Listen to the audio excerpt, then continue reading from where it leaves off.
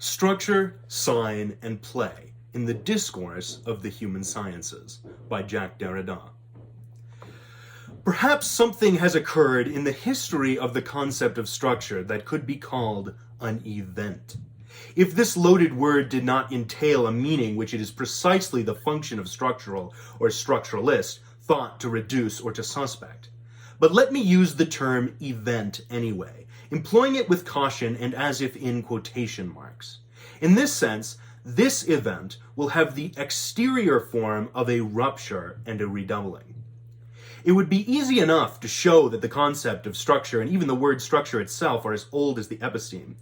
That is to say, as old as Western science and Western philosophy, and that their roots thrust deep into the soil of ordinary language, into whose deepest recesses the episteme plunges to gather them together once more, making them part of itself in a metaphorical displacement. Nevertheless, up until the event which I wish to mark out and define, structure, or rather the structurality of structure, although it has always been involved, has always been neutralized or reduced, and this by a process of giving it a center or referring it to a point of presence, a fixed origin. The function of this center was not only to orient balance and organize the structure.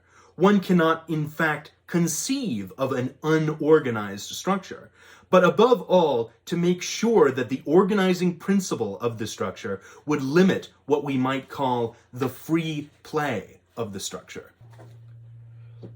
No doubt that by orienting and organizing the coherence of the system, the center of a structure permits the free play of its elements inside the total form. And even today, the notion of a structure lacking any center represents the unthinkable itself.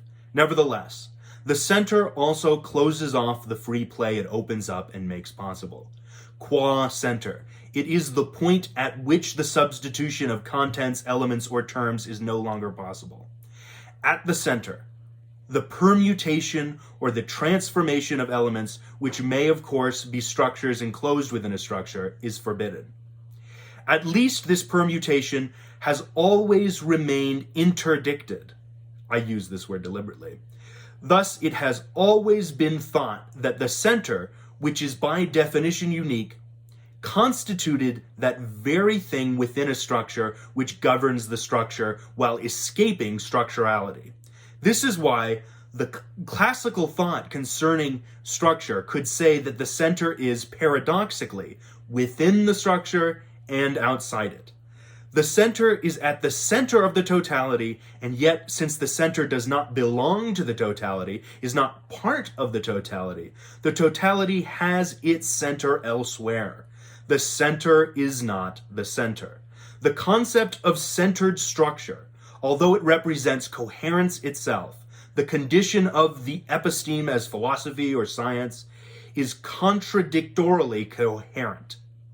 And as always, coherence in contradiction expresses the force of a desire.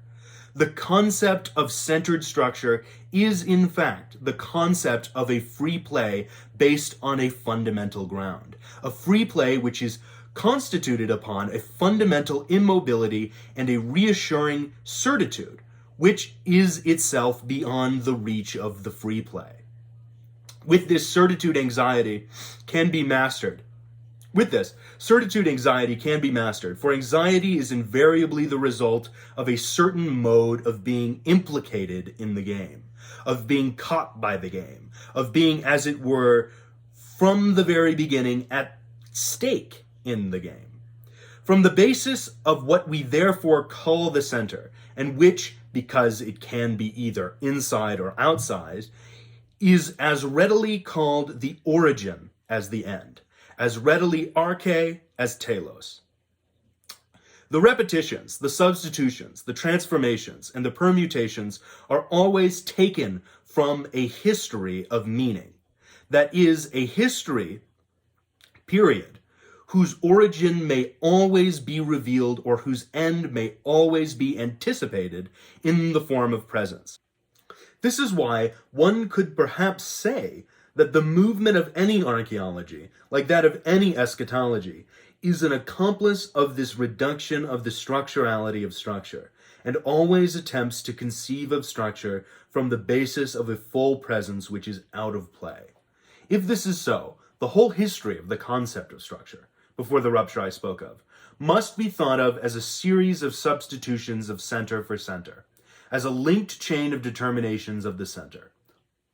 Successively, and in a regulated fashion, the center receives different forms or names. The history of metaphysics, like the history of the West, is the history of these metaphors and metonymies.